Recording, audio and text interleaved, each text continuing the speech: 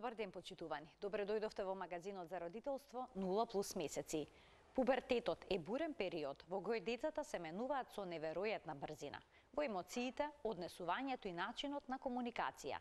За многу родители ова е време исполнето со недоразбирања, нови ризици и предизвици што бараат трпение и вистински пристап. Доктор Камелија Симеонова, психијатар за деца и млади, ќе објасни како полесно да се помине оваа животна фаза и како да се зачува блискоста со тинеџерите. Останете на Телма, ќе оставиме простор и за ваши прашања на во програма.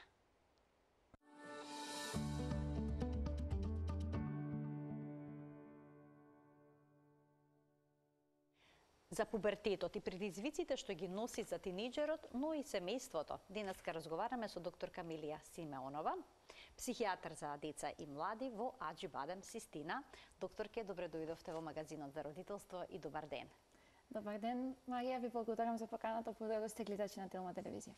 Децата се порано влегуваат во пубертет. Пубертетот е една животна фаза која што носи предизвици како за децето на 10-11 години, така и за семејството, особено ако нивното дете пак влегло уште порано во пубертет. Притоа знаеме дека пубертетот носи промени како физички, така и психолошки. И некогаш родителите чувствуваат дека повеќе не си го познаваат сопственото дете. Па зошто се случуваат такви нагли промени? На што се должат тие? Така, многу интересно што, знаете како, пубертетот на вистина во модерно време започнува многу порано од што било претходно. И она кое што можеби родителите се навикнати дека нели адолесцент, односно тинејџер треба да нешто кое што почнува подоцна во животот. И малтене дури родителите користат една многу сладка изрека, од памперс веднаш се префрливме на нешто друго. Така што како да просто не постои период меѓу тоа рано развојно детство до тинеџерството. Меѓутоа она кое што најмногу им прави конфузија всушност на родителите, она што велите вие ги затекнува неспремни, е променливото однесување на тинеџерите. И кога мислам на променливо, мислам на оној момент каде што имаат чувство на моменти родителите дека нивното дете е многу зрело, многу одговорно, многу посветено, имаат моменти кога мислат дека просто како ова да е друго дете. И у основата на тоа се крие една, како да кажам, еден раст на мозокот, кој што не го следи истото темпо, што сакам да кажам. Оној лимбичен апарат кој што е одговорен за емоциите кај адолесцентите, односно кај луѓето генерално, се развива многу побрзо од префронталниот дел на мозокот. И всушност оние емоциите ги доживуваат автентично, меѓутоа контролата касни, заради оној момент што префронталниот дел на мозокот доцни. И всушност тука они не, пошто родителите најдека имаат чувство дека можеби детето како да на некој начин како да прават едно однесување кое што е тенденциозно, како да ги ностоп провоцираат родителите. Барем родителите на тоа се оплакуваат. У суштина тоа е ради самиот развој и самото формирање на мозокот. А кои промени во однесувањето кај тинеџерите се нормални, а што е она што веќе треба да ги загрижи родителите? Така. И ова е многу интересно прашање, Марија, поради тоа што, знаете како, обично, она на кое што најсензитивно реагираат родителите, тоа е на бунтовното однесување. Кога адолесцентот се бунтува, односно нели кога манифестира некој однесување кое што можеби дотогаш не било својствено за него.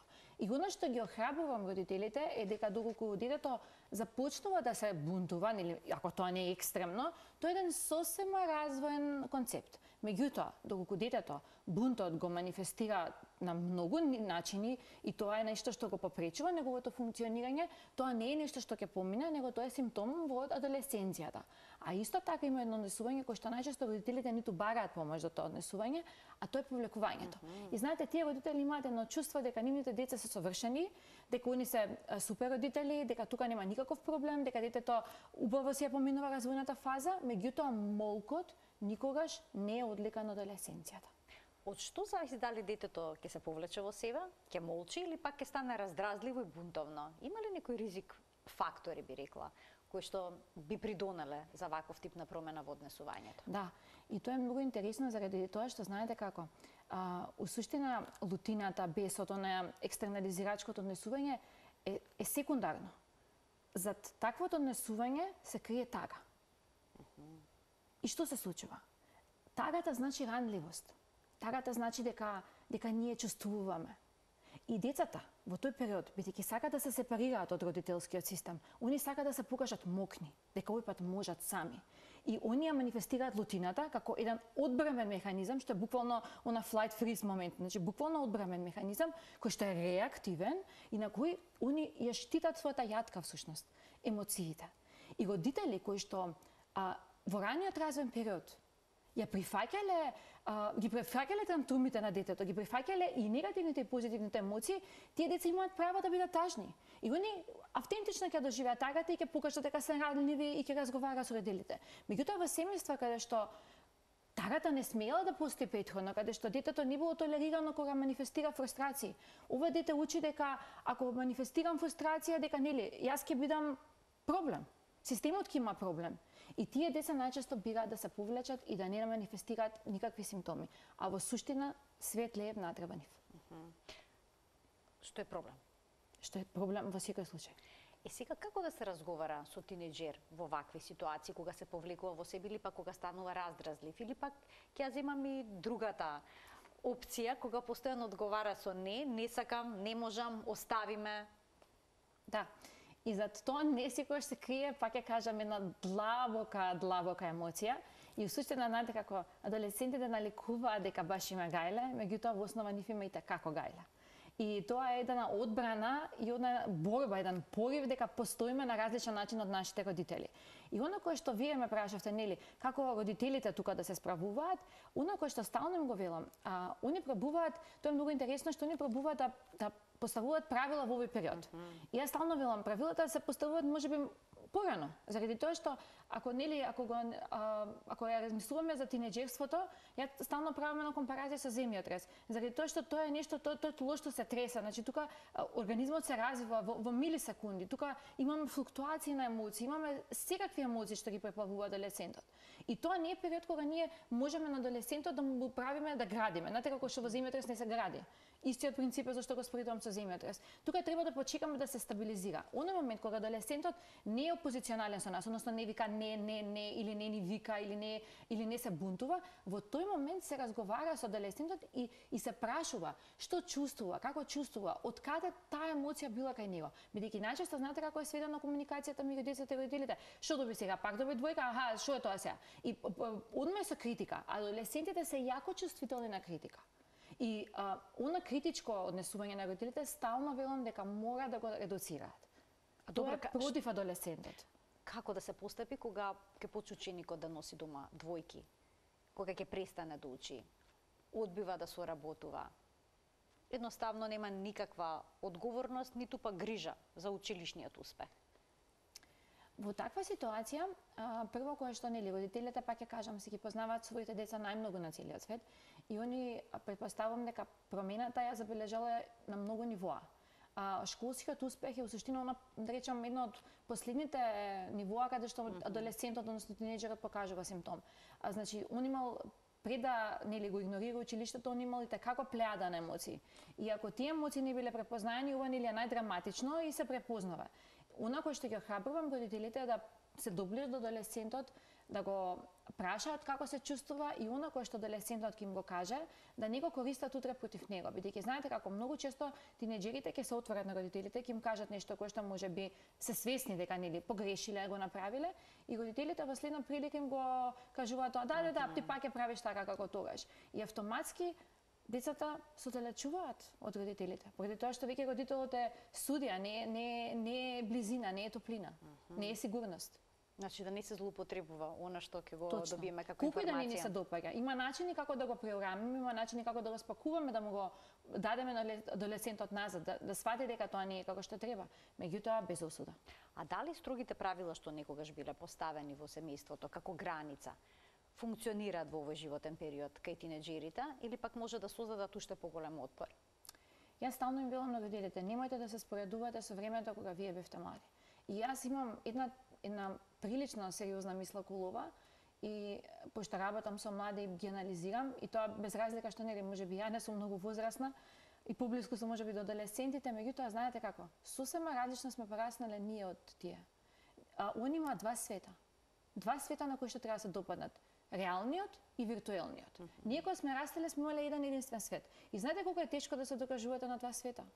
И овие млади имаат сериозна задача. И ние, знаете како, ние не го разбираме тоа со телефоните, ние не го разбираме моментот нели на допаѓање на тие социјални мрежи, заради тоа што ние не сме пораснале така.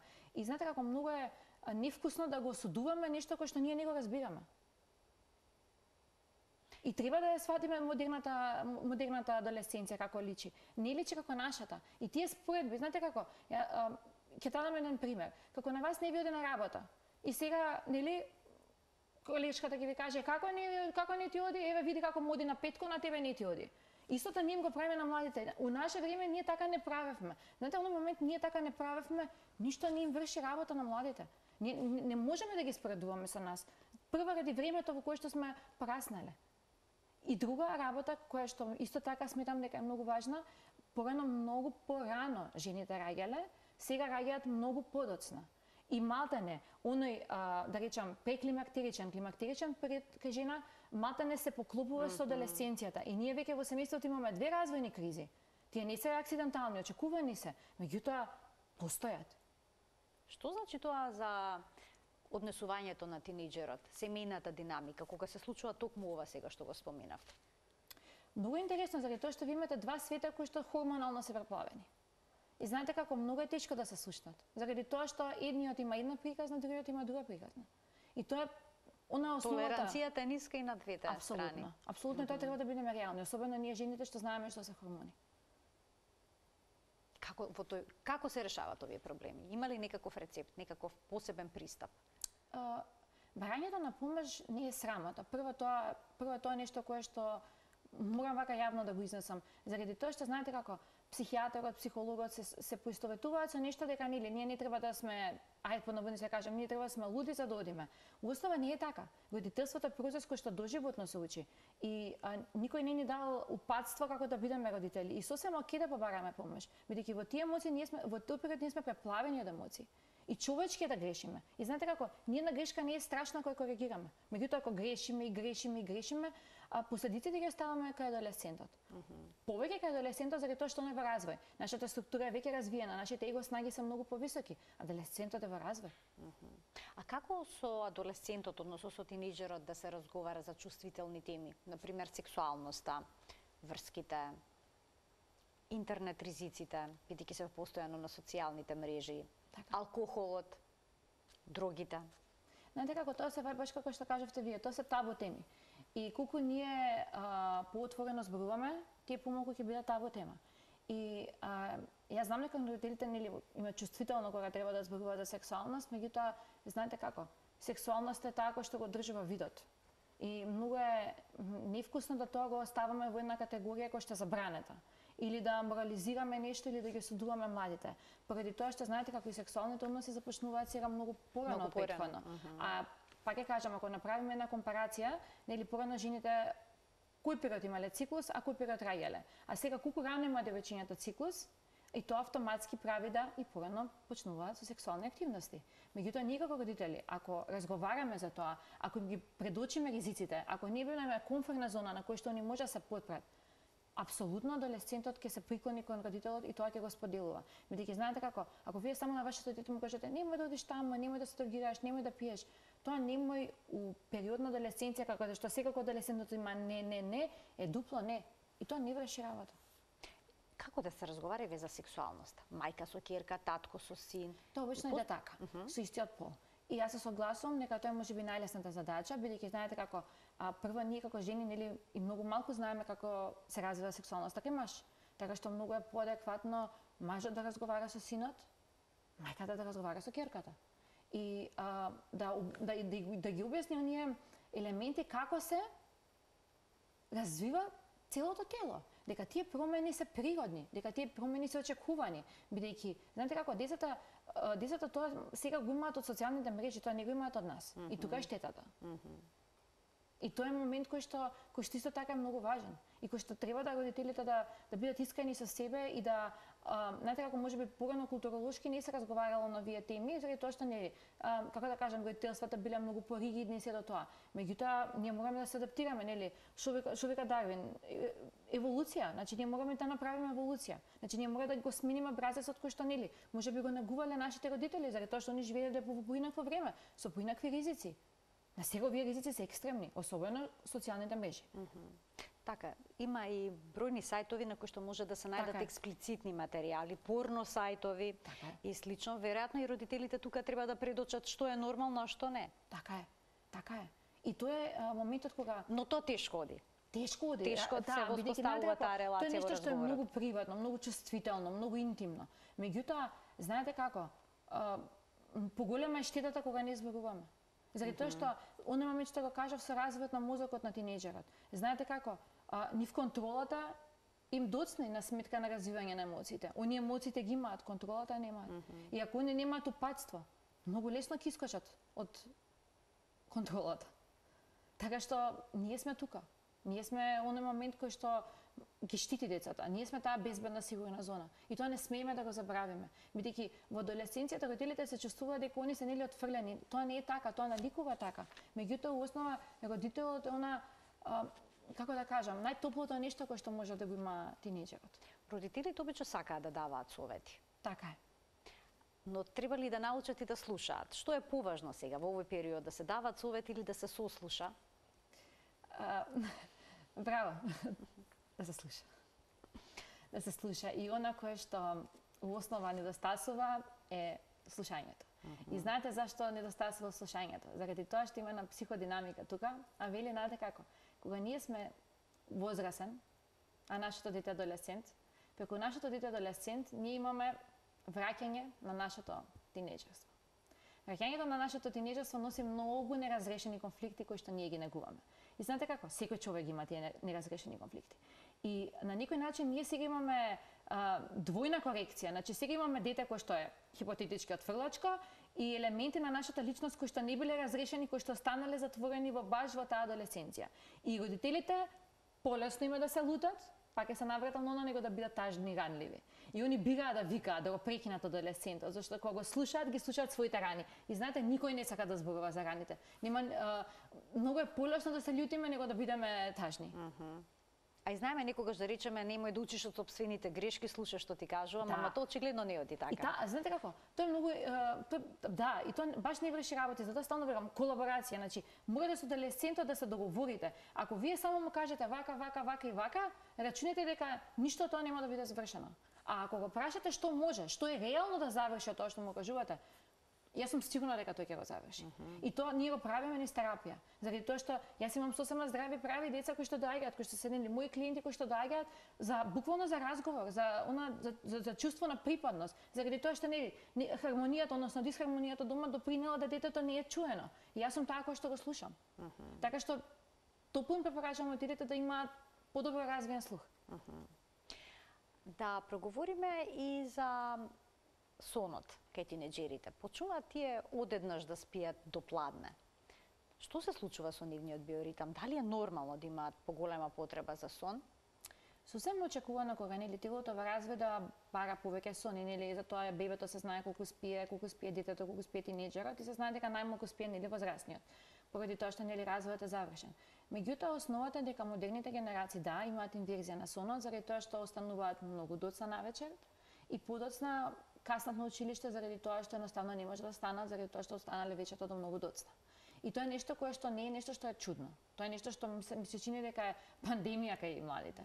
И знаете како, и она кое што најчесто го слушам како одговор на адолесцентите, па сите прават така. И знаете просто како и родителите дигаат раце и ги пуштаат децата дека сите прават така и некако тоа е патологија која што се усвојува за нормална. Меѓутоа ако мене ме прашувате, ноќниот сон и како е поважен од нели она преспивањето наутро. Сега како да се реши ваквиот проблем? Родителот да го одземе телефонот на тинеџерот? Не, мислам че тоа не оди така, да се така. исклучи интернетот и тоа не е. Да, тоа опција. казано и тоа мисля че дека не би завршила работа. Она кој што може да се направи е да повторно кажам еден договор со тинеџерот. Тинеџерот сигурно има некои работи кои што многу му значат, кои што многу ги посакува и може да се направи еден договор со тинеџерот. Нели кога ние му го зимаме телефонот, под наводници зимаме, не буквално, ние треба му даваме нешто за возраст, нели? Кога идеме предавница, даваме пари, ама добиваме млеко. Ние мора нешто кога им зимаме да им вратиме на младиве. И во тој случај да со нив направиме на колаборација, што би можеле ние да им понудиме, да пример, повеќе се уморат ли во текот на денот, да имаат повеќе прошетка, да имаат, не знам, некоја друга, да речем, активност која што им прави чимни задоволства. Знаете, сите млади се различни, на некого му чини задоволство да слуша музика, на некого му е да оди на концерт. И правиме додобар дека ти кога легнуваш рано, ние правиме ова и ова, ние си имаме јасно поставени граници дома и не го толерираме тоа. Бидејќи знаете како родителите прават една уште поголема грешка, они ги оправдуваат останоците на децата. И тука е еден момент дабл трабл заради тоа што вие на тој начин вие знаете што го учите детето дека што и да направам, јас имам бекап. И тогаш што би се замарал зашто каснам на школа? Кога има кој да ме покрие? Значи да не се оправда тие часови од доцнање? Апсолутно, за да децата, за да младите почувствуваат тежината на нивното однесување. Иначе како вие би почувствувале тежината ако немате санкција за тоа? Не волам да како родител да го казнам, пазете, не сум уопште за модел на казна. Јас напротив и на моите родители што доаѓаат им велам, секогаш потенцирајте го позитивното однесување, потенцирајте го, малку не занемарете го негативното. Меѓутоа, тој е школски систем со правила и ред. И санкцијата е во однос на школскиот систем. Вие не го санкционирате вашето дете. Самиот систем му дава она што го заслужил. А вие му помагате да тоа не биде така. Уствари како на некој начин да се учествувате со неговото неспиење. Ке ги вклучиме гледачите од овој момент, почитувани емисијата Контактна, можете да се јавите, да поставите прашање кое што е поврзано со турбулентниот период од пубертетот, како за тинеџерите, така и за нивните семејства. Докторке, а што е со хаосот во детските соби, кога младите не сакаат, тинеџерите не сакаат да си го наместат креветот или пак да си ги средат алиштата во гардероберот? Што советувате во овој случај? Некогаш родителите креваат рака, ќе ја затворат вратата од детската соба и тоа е тоа. Дали е тоа добар пристап? Мене ми се чини дека собата не останува во хаос, што мајката обично тоа ги средува. Поправете ме. Тоа најчесто се случува, така. И ако јас однесувам како што сакам, а после мене се е средено, тогаш јас имам право да се однесувам како што сакам. Кога најверојатно фустанот на девојката, што е многу важен за петок навечер, нема да биде испран и ќе биде на земја, јас се прашам дали она следен пат ќе го остави на земја. Али ако мајката уредно го испери и го закачи на закачалка, во тој случај јас не го гледам мотивот кај детето да средува. Од нас зависи. Тука нема магија, буквално е како што правиме ние, тоа го прави детето. Ние му помагаме, во суштина да симптомот обстојува. А знаете како зашто се плашиме дека ќе не отфрли? Ние како родители имаме еден низ целиот свој живот, пазете, јас сум родител и јас сум професионалец и кај мене постои тој страх. Дека моето дете ќе ме отфрли. Меѓутоа она кој што науката го вели, дека не постои дете на овој свет што не си го сака родителот. Не постои. Не е родено. Така што секој дете си го сака својот родител. Од нас зависи како родители кога ќе направиме тоа дете да се сака себе си. Бидејќи знаете како кога ние не сме добар пример, кога ние му викаме на детето, кога ние го казнуваме, кога ние постапуваме неадекватно и на ваков начин, ние му оштетуваме само довербата на детето. А тоа нема да престане да не сака. Точно ли е дека во тинеџерските денови врсничките релации се поважни од семејните? Апсолутно. Апсолутно. И токму затоа претпоставам дека има вакви драматични промени во однесувањето. Така, заради тоа што, извинете, може би прекинав. Тука е моментот на она кој што во суштина психолошки гледано, ние имаме два типа на сепарација. Едната е она примарна кога детето е нели доенче и после нели во една фаза кога вели не сите сме ја поминале, знаеме како е. Тоа е првиот момент кога детето се сепарира и како да учи, како веќе тој симбиотички процес, јас и бебето сме едно, веќе станува две. Тоа е првата сепарација. И таа е она каде што детето учи колку му е безбеден светот. Втората сепарација е адолесценцијата, е тинеџерството. Всушност тука детето гради сопствен идентитет. Тука прво се сепарира од нас. И тука е моментот каде што ние мораме да го пуштиме да заврши таа функција уредно. Заради тоа што децата што нема да се сепарираат, остануваат умрежени во својот семеен систем, остануваат малку некако во една брачна релација со своите родители и тие деца се прашувам кога би имале атачмент со партнер, заради тоа што они се веќе многу зафатени. Значи да се пушти детето, всушност представува израз на најголема љубов. Точно. Тоа е најголемата суштина. И знаете како? Да се пушти, не да се и можеби знаете како кога ќе го слушнат ова гледачите може да ќе мислат дека нели ние го пуштаме што сака да прави, не, да го пуштиме да расте. Да бидеме ние тука, ама да го пуштиме да расте. Заради тоа што ние, знаете кога сме на хеликоптер родители, кога носно поставуваме контрола, знаете како, тоа не е во контекст на љубов, одма ќе ви кажам. Тоа е во контекст на себе љубов, односно јас си го смислувам моето време, јас се реализирам преку тинејџерот. Тоа не е здрава љубов, тоа е умрежена љубов. Умрежената љубов не дава раст и развој. Треба да го пуштиме да бидеме тука. Тука за се што му треба. Блиско, ама сепак далеко. Така, и сега како да се постават овие граници блиску, но сепак далеко? Знаете како да се постават? Сега во модерно време јас гледам, родителите имаат нели апликации, го следат аделесцентот каде му пререкуваат ако нешто нели случајно го лоцирале во тоа време во толку саат. И просто тоа изгледа како еден мониторинг. Значи како детето има мониторинг. И онако што е најчовечки, најголема благодет, нели за тоа затворот уствари представува казна, е кога никој ќе не земе слободата. Тука грешат родителите. Значи, вие дури да го следите ваше дете, јас апсолутно го правдувам следењето, да не ме сватите погрешно. Ја би сакала да знам точно каде е моето дете. Меѓутоа, оној момент кога гледаме дека нешто се случува, прашате го на поинаков начин. Аха, вечера рековте дека ќе бидете таму. А што се случи? Како си поминавте? Аха, да не отидовте можеби некаде на друго место каде што е поинтересно. Не осудувачки. Аха, ти сами не ми излажа, те видов на навигација таму си. Ме сеќате да не звучи тоа така, него да звучи разбирливо, како ние сме полни со емпатија за нашиот аделесцент и го прашуваме, проверуваме што е тоа што нели него го направило тоа точка А да се придвижи до точка Б, а не да го судиме зашто се придвижило од точка А до точка Б. Споминавте дека врсниците се многу важни во овој период, што доколку детето постојано минува друштва, постојано минува пријатели, па потоа почне да се дружи со проблематични тинејџери. Како во таа ситуација да се реагира? Знаете ако се забележи дека е присутно пиењето на алкохол, па постои страф да не... Да, што тоа однесување на често промена, нели, е најчесто кога и родителскиот стил бил променлив. И јас се прашувам што ги изненадува тука родителите. Кога и они биле можеби амбивалентни во процесот на родителство. И знаете како децата кои што имаат правило да пробиваат граници, многу лесно ги пробиваат и друштвата, многу лесно влегуваат и излегуваат. Они немаат страв да влезат зашто знаат дека лесно може да излезат. Тоа се случувало и во родителството. И факт е дека аделесцентот испитува, проверува. И факт е дека ние како родители сме тие кои што даваме на сигурност дека он има право да испитува и не го осудуваме тоа. Се додека нели апсолутно не, ако видиме нели што кажавте тоа вие да злоупотреба психоактивни супстанции, апсолутно дека тука ние не треба да си играме нели со да пакуваме зборови, тука веќе станува збор за нешто што е ризично за нашето дете и апсолутно реагираме како што треба да изреагираме. Како да се реагира доколку детето е во проблематично друштво? Апсолутно треба да му се да му се разговара, да му се кажат кои се ризиците. Затоа што понекогаш е тој и кул. Да. Точно, во нивниот свет. Така е. И да пробаме прво нели со оној момент да му објасниме на детето кои се последиците, бидејќи знаете како аделесцентите имаат една мисла, ова не може да ми се случи мене.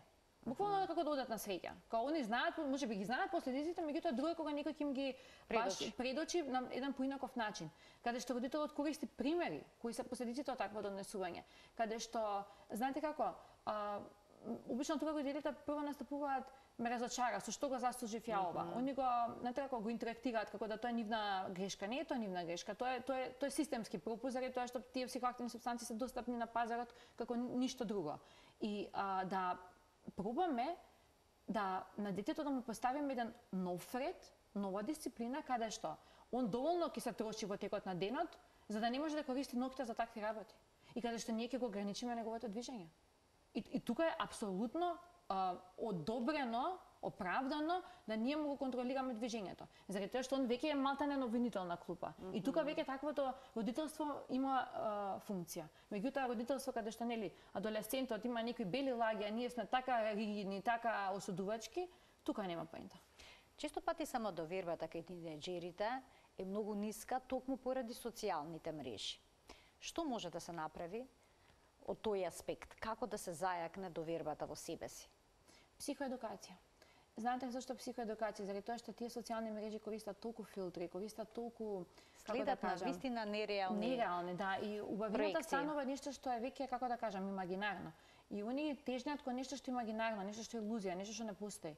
И тука мораме ние, па ќе кажам како возрастни, да му предучиме детето дека тоа што го гледа, дека тие содржини апсолутно не се реални.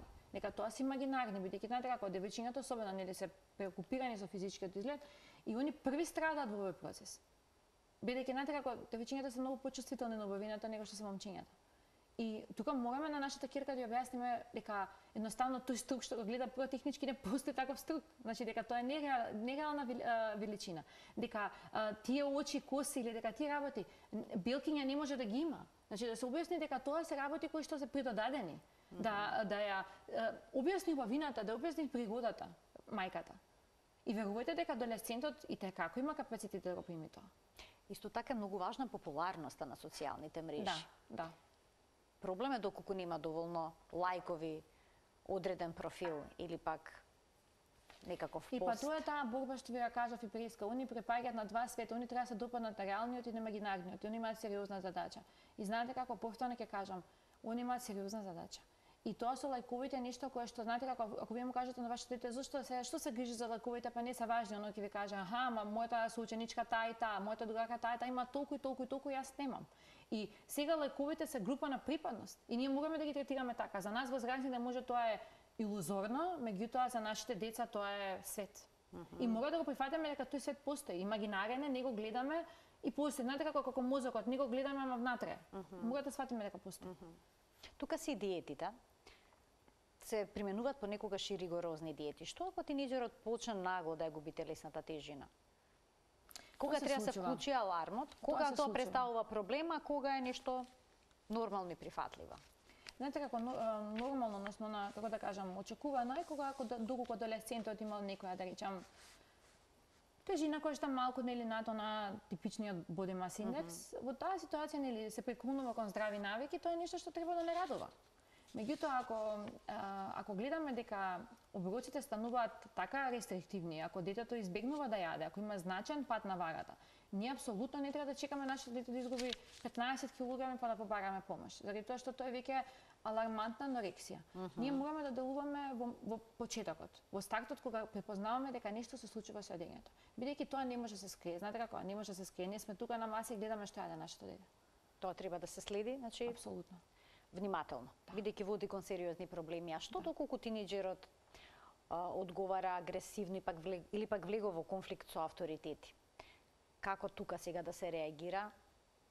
И ова е една честа ситуација. Да, зависи за какви авторитети станува збор. Меѓутоа, ако се мисли на авторитети во семејниот систем, тоа е многу очекувано. И обично тоа се случува највеќе меѓу синот и таткото.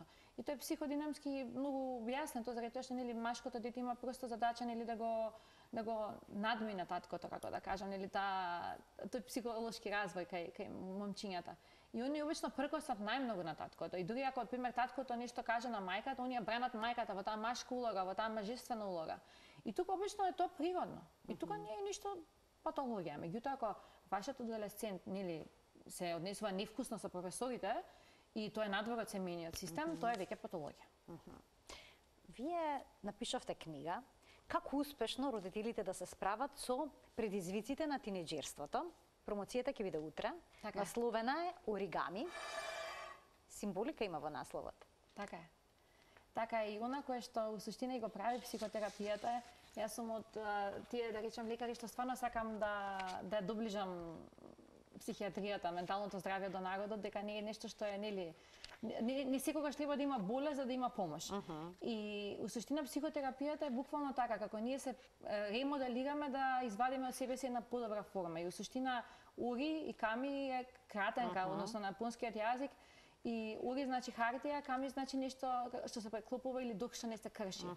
И у основа е баш символички, заради тоа што знаете како, со секој нов преклоп ние имаме нова форма. И у суштина преклопите она кој што ни остава некој белек во развојот, е тоа кој што у суштина ја прави формата поубава. Така, зборувате за зборовите што ги изговараме дека тие може да исцелат или пак да повредат, за првото бунтување, навистина срцето што боли, навистина интересна содржина наминете за родители? Така е, наминете за родители, за буквално како еден практичен прирачник со конкретни примери од секојдневниот живот кои што ми се чини дека би им помогнале на родителите во тој бурен период да помогнат на себе си и на самиот семеен систем, бидејќи повторно ќе кажам, адолесценцијата е една од најбурните периоди во семејниот систем. Тоа ве мотивираше да пишувате за адолесценцијата? Зошто токму адолесценцијата беше вашиот избор? Да. Што говори вашето искуство дека тука се буваат најголемите Морам проблеми? Морам да признам дека најголем број на клиенти имам адолесценти и дека нели секогаш ве мотивира она работа која што секојдневно работите нели во пракса. И она што ме воодушевува кај младите е колкав капацитет имаат тие и колку суштина нели ние некои нивни капацитети бидејќи не ги разбираме, ги осудуваме и ги спречуваме. Знаете како да со нашата критика ја спречуваме еволуцијата кај нашите деца. И они имаат страшни капацитети. И знаете, секоја генерација е се поспособна и се поспособна од претходната и ние мораме да умееме да го видиме оно дека оно што е различно не значи дека е погрешно. Повеќето деца денеска како да немаат, не велам за сите, поголемиот дел од тинеџерите кои што сакаат да им се допаднат на врсниците, како да ја губат желбата за докажување во образовниот систем и родителите понекогаш имаат чувство дека тие не ги користат комплетно своите потенцијали. Колку често тоа е причина за некаков конфликт помеѓу родителот и тинеџерот? Јас сум од тие, да речам, особи кои што и како го почитуваат образованието, или тоа се гледа и по мојата едукација, меѓутоа мене ми се чини дека образовниот систем баш и не ги следи технологиите. И оно што се случува, јас до некаде знаете како го разбирам адолесцентот, они имаат многу достапна литература што е онлайн, што е да напишат две информации, не више им скачат 550. Ние сме можеби генерација што треба да отвориме 5 атласи за да видиме информација. Сега ќе влезат на ChatGPT и уште поедноставно. И знаете што се случува? Заради тоа што повторно ќе кажам, школата не ги користи тие технолошки ресурси, а децата се наоѓаат како, знаете како училиштето им станува здодевно. А и тоа е логично, заради тоа што знаете како, ние мора да го приклониме образованието на актуелните промени што се случуваат. И знаете, тие ригидни праци со тие книги, со никаква пракса, нив не им интересна, зашто они се генерации кои што се многу свесни. А ние го осудуваме, нивната свесност ние осудуваме. И тука е суштина на ја што се случува. Повторно ќе кажам, нема поважно од образованието, не постои. Меѓутоа, не смееме да го осудуваме тоа што овие млади генерации имаат многу лесно достапни ресурси. И не може да им се лутиме. Просто знаете како, обично ако се лутиме на нешто такво е нешто што можеби не боли што ние не сме го имали. Така. Обично за кои теми се разговара кога ќе се дојде кај детски психолог или психијатар, кога станува збор за релациите помеѓу родителите и тинеџерите? Бунтот е доминантно, да. И заради тоа што пак ќе кажаме најлесно препознатлив заради тоа што е манифестен. Значи се случува сега тука, тоа е како да кажам цел флуид во семејствата. И да, тука е најголемиот, да речам, најголемата потешкотија заради тоа што овие семејства веќе престануваат да се слушаат и просто све оди на систем на викање, како да високиот тон генерира разбирање во тие семејства што нели е многу погрешно. И тоа е и оној момент уште еден што ми се чини дека е доста чест е за жал со нарушувањето во исхраната. Диети, анорексија, булимија, binge eating, да. И моето последно прашање за денеска е како после пубертетот да се излезе како едно уште посилно и посплотено семејство, а не како противници. Бидејќи понекогаш родителите имаат чувство дека се на војно поле како вистински фронт да е домот. Знаете како? На начин на кој што на нашите адолесценти додека се случува тој земјотрес да им понудиме стабилно тло. Да ние бидеме сигурноста што нив им недостасува. Да не бидеме осудувачки, да имаме разбирање. Така. И магија нема, тоа е тоа. Тоа е тоа. Кога е момент да се побера стручна помош? Кога детето има нарушена функционалност. Кога да не чекаме да таа дисфункција трае, го загрозува функционирањето на детето. Моментите кога гледаме дека когнитивно опаѓа, дека има промена волево нагонско смисла на однесување, повлекување, изолација, викање премногу и сето тоа, апсолутно да се побара помош. Камелија, ви благодарам многу за гостувањето. Уште еднаш честитки за овој прирачник за родители. Оригами кој што е наменет, значи за сите родители кои што имаат дете во пубертет, кои што имаат тинеџер во својот дом, ви посакувам успех и понатамошен. Благодарам. Почитувани, ова беше се во денешното издание на магазинот за родителство 0+ месеци. Ви благодарам што бевте дел со нас од самиот почеток и ви посакувам пријатен ден.